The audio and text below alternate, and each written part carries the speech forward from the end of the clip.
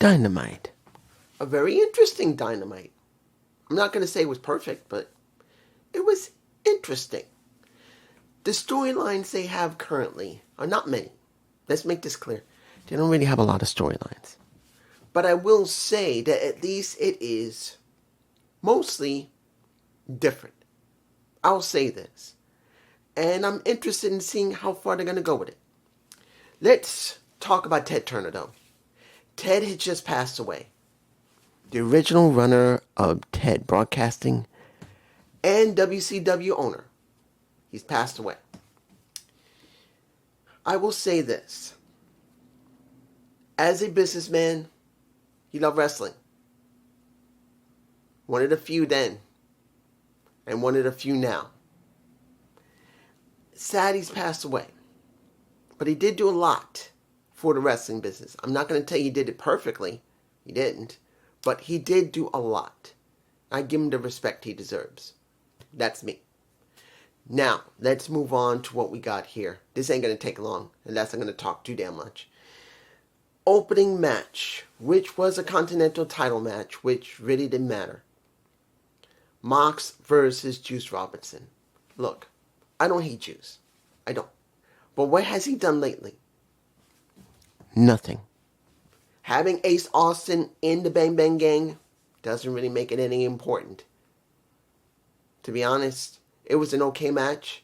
I was not surprised he got choked out. They didn't want to hurt him. They wanted to make sure he at least looked all right. So they have him choked out, so he lost. It's all right. But now what? We've already gone through most of the roster when it comes to people dealing with the Continental Champion. They're going to have to give him somebody interesting. Better be soon. Or let him drop that damn title. That's me. Next match. Orange Cassidy versus Dax Hardwood. Double Jeopardy. Whoever wins this gets their shot at their opposing titles they want. So if Orange wins, he gets a title shot for the AEW tag. And if Dax won, he would get his shot at the Trios title with Cash and Ciampa. I'm going to be honest here. Which one did I think really needed the match?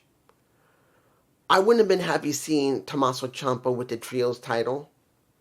But to be honest, when it comes to the situation with CNC and FTR, honestly, unless Copeland and Christian is actually retiring, really, I think it would have been better if they went after the Trios titles. Because I just do not see Copeland and Christian retiring. At least then, I'm not saying they will win it. I'm just saying they would have that shot. That's just me. I think that would be it. Now, Orange won the match. So they're getting their tag titles. The thing here is this. Do I care about Orange Cassidy working with somebody maybe,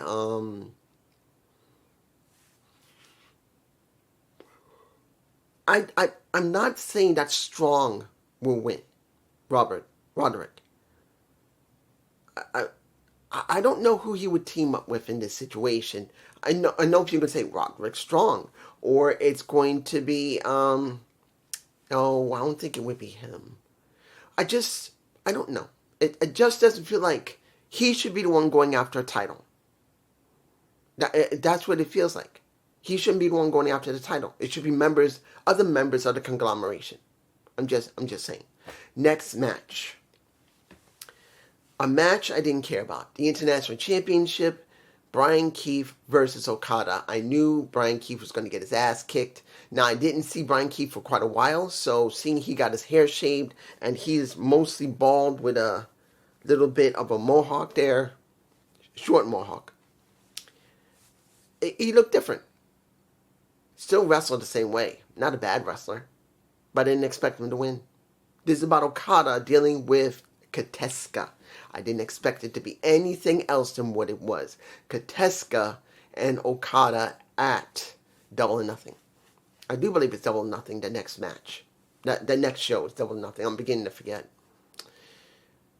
Let me see this. This is the story we have. So far. We have Okada with Kateska, there's a story there. We have the story of FTR dealing with CNC, Copeland and Christian. There's a story there. There's their story. That's 2 stories.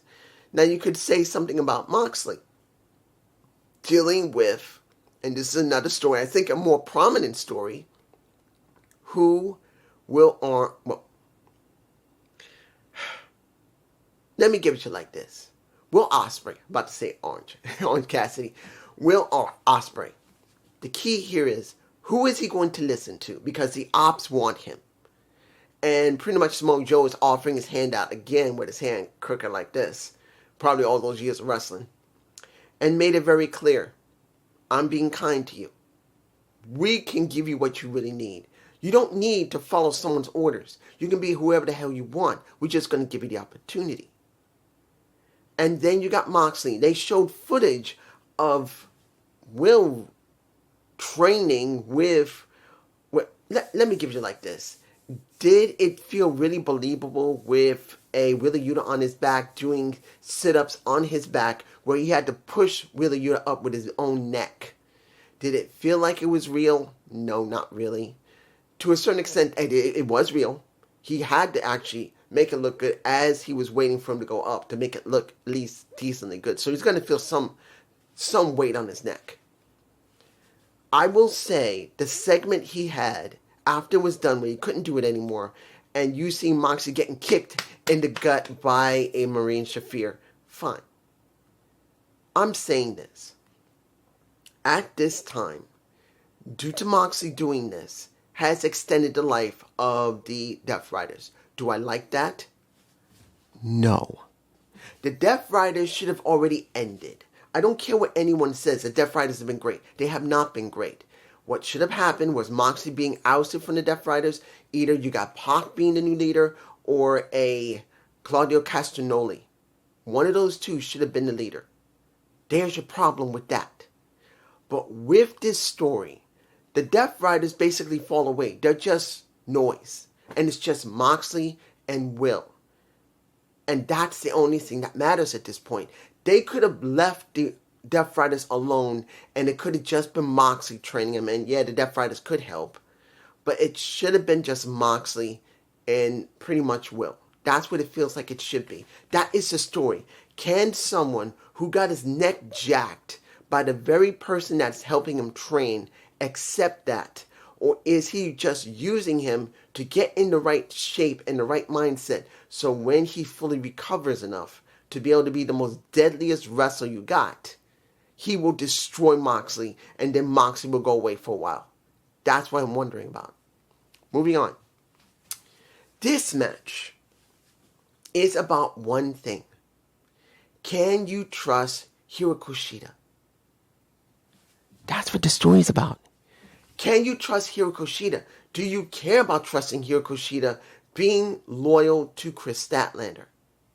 And can Chris trust Hiro Kushida because Mia Shirakawa's told her over and over again, and then now you got a Harley Cameron trying to tell her, Willow Nightingale, I didn't see her, but she's not involved in this. She's going to be probably dealing with Camille.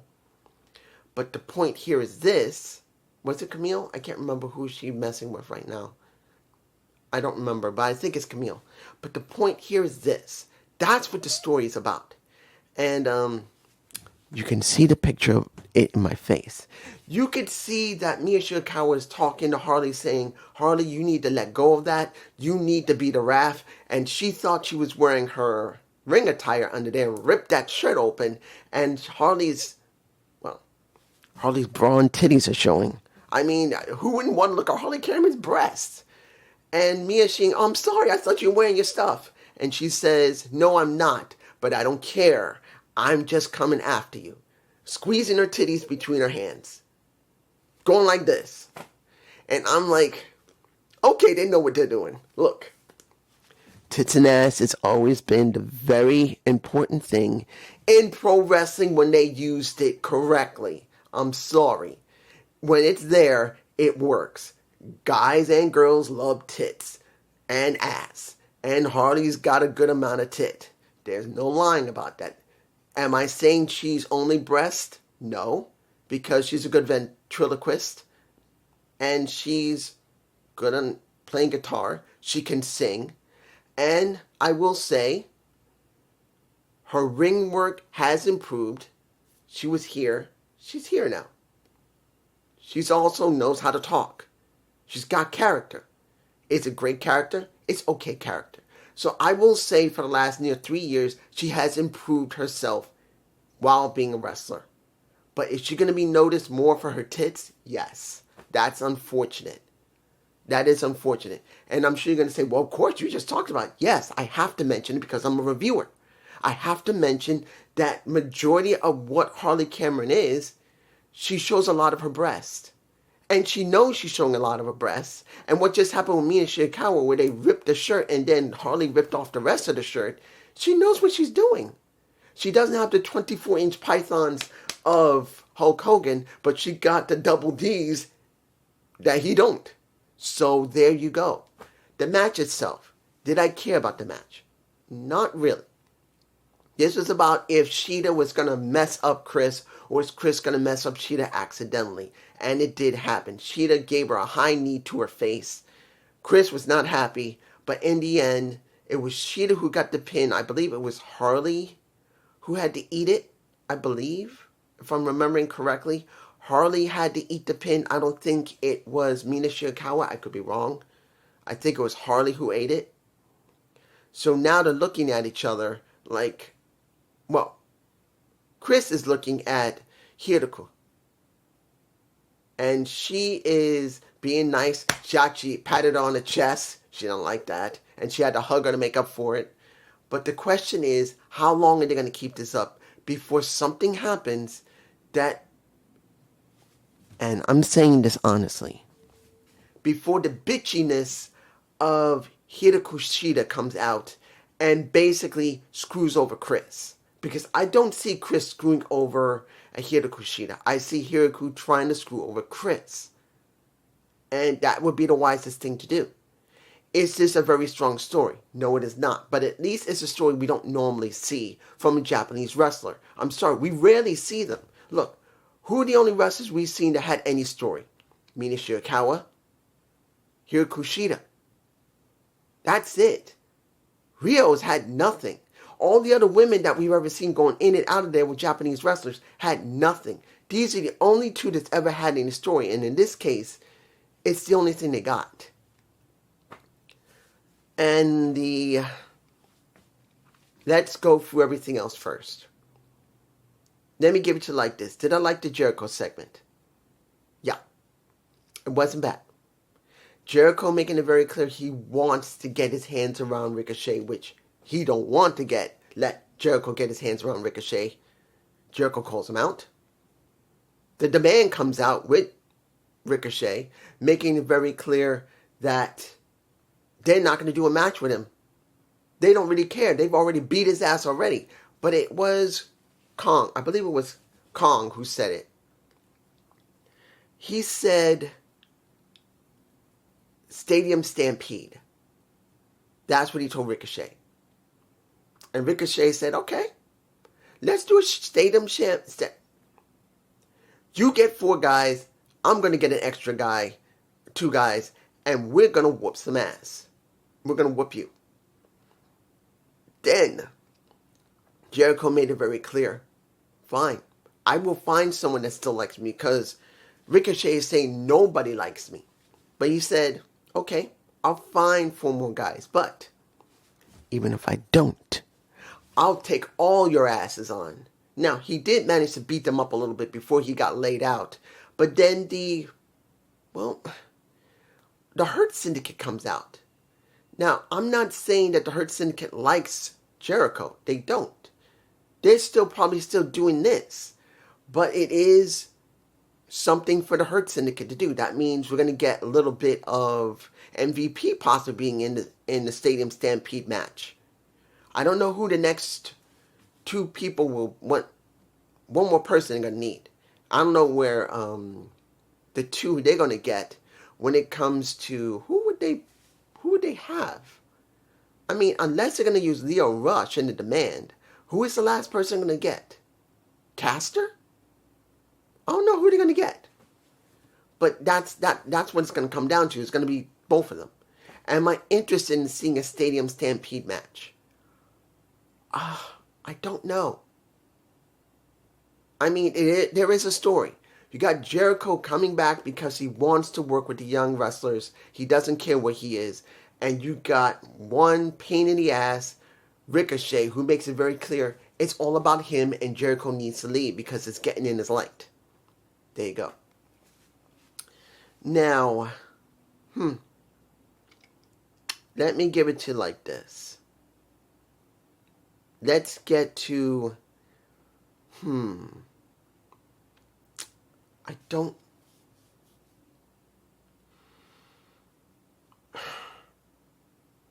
here's the thing. The last match. I'm giving you like this. Seeing that Darby Allin again has another match that is an open challenge. I am not happy about it. I'm not. I really had to think about this and not be so biased about open challenges because I hate them. Right now, WWE is doing them a lot. They keep switching people. AEW is doing... Look, the only ones that's doing an open challenge interesting, is Mustafa Ali. The International Championship for TNA, at least if he dresses it up, instead of going out to the ring and saying, just come out here, he's at least dressing it up, and he's bringing someone in from another country. I'm sure he will, because we already got Australia done. He's going to bring someone in, maybe from Mexico or Japan. The next person that comes in, at least if they do it again, I will be fine with it because it isn't just someone who's just going to walk out. At least it's kind of like a fake open challenge. He's picking the people. Even to say it's being random, at least it's being picked by people.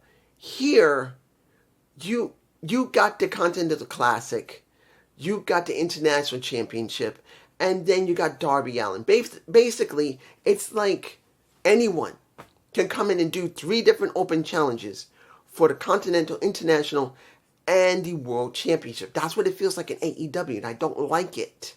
I don't. But I will say this.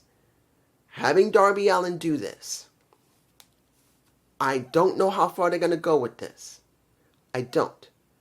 Other than what was at the end, because I had to watch into Collision, I had a feeling after Sting came out and congratulate him. It was a good match. Let's make this clear. It was a good match between him and Kevin Knight. It was. But I knew there had to be something more when I realized Sting was there. I didn't cut it off. I felt I should at least watch another 5 or 8 minutes beyond Dynamite because I wasn't going to watch the rest of Collision. Not happening. So MJF comes out and he's stating, dude, this is getting ridiculous. Just give me my match. Let's get this over with so I can get my title back. Nope. Says it again. No. You got to give me something. He says, okay. I'll give you my scarf. He has it around his neck. It's a nice scarf. No, of course he wasn't going to say that. Then he did what I knew he was going to try and do. But I knew it wouldn't work. Because, as I said myself, when this first came up by Darby Allin, that the Dynamite Diamond ring would go up for there, it makes no sense. It doesn't matter. He has 4 other rings. Remember, he's won 5 times. He's got 4 more rings. So if he did it, he'll just come back with another ring. And Darby said no. This is the thing I didn't expect. I did not expect this. Dude, they went there. I thought it was going to be Darby Allin versus MJF for MJF to have this last chance. Because he's done this twice before. That if he goes up against anybody, if he loses, you don't get another shot at the title. I thought that's what they were going to go for. No. Okay. Let's make this very clear. I'm balding, okay? I'm 50. I'm going to be 55 years old, okay? I know I'm balding. I used to have a lot of hair. Too much hair, to be honest. I was just having a rug on my head. I didn't take care of it properly. Like I take care of it much right now. But We all know MJF was balding. We know he was. There was no way to deny he was, just like John Cena. And John Cena went through hair restoration. That means he took hair from back here and stuck it here. And I do believe when it comes to MJF, he might have done the same thing. Get the hair back here. I believe it was Bosnia they do that. They will take the hair back here, they will stick it here and transplant it, and you'll get your hair back. But this, I didn't expect that Darby Allin would say, I want the one thing that you value the most. The one thing that you went to Turkey to get done. Why Turkey? Why the country of Turkey? They do it in America. They do it in California, Bosnia. They will do hair restoration or take the hair back here and stick it here. But your hair, that, he didn't say toupee. He just says, I want your hair. Title versus hair match next week. Contract signing. If you say no, you will never get a shot at the title. And I'm like, okay, wait a minute. This doesn't really work, but then it does. Because it doesn't work because we all know there's a guaranteed contract for MJF to get a title shot. That's how it works. That's how it works. Unless Tony Khan has to show himself, which he should have, because you should have had MJF go to Tony and say, I want my rematch, unless it happened. Let's say it did happen. I didn't see it. I don't know if they have a video on the YouTube channel about MJF meeting Tony, and he said, I want my rematch. I don't care what Darby wants. And Tony says, nope. You want a match. You are going to do what he wants. He wants something. You will give it to him, or you won't get no match. That is what was missing. And that's what's missing for me personally. If you don't have him say, you're not going to get it unless you fulfill what Darby wants, that's the thing that's irking me here. I don't know about anybody else, but that's the problem with me personally. That MJF should have gone to Tony. If it has already happened, tell me below, because I don't know what happened. Because I don't look at the YouTube channel often. It's very rare I look at it. Once in a while I may look at a highlight, but I usually don't. But if he didn't say it, that's what was needed for me personally, because that is the one thing that's missing from this. If he did do it, then there's no problem. I'm fine with it. But not seeing it, that's the problem. But then, taken away from this, hearing that MJF, who is a vain son of a bitch, in his character and to a certain extent in real life, he don't want to be bald. Look, I don't like knowing I'm balding out at near 55 years old, okay? I'm not happy I've lost a lot of my hair. I should have a damn rug on my hair as big as my skull, but I don't anymore. All I have is this damn thing in my hair. This little bitty. So for MJF, that actually is interesting to see that he is willing to let his own hair get cut off. So this is the stories we currently have. We got MJF and Darby Allin where it's about hair. We got Will Ospreay who's split between, well, he hasn't answered the ops yet, but dealing with Moxley, and now Samoa Joe wants him. You got Swerve Strickland trying to make clear that he's someone wants power, and that segment he did was pretty good. When it comes to Jericho, trying to deal with, well, it's not a very great story when it comes to him and Ricochet, but it is a story. And the Sheeta situation. Do I actually believe Sheeta could be trusted? Here to Kushida, I don't know, and to be honest, it shouldn't be about her. Maybe it would be better if we got more with Willow Nightingale dealing with Camille. Camille's been gone for more than a year. And I would like more about her on Dynamite, not Collision. But this is just me. Peace.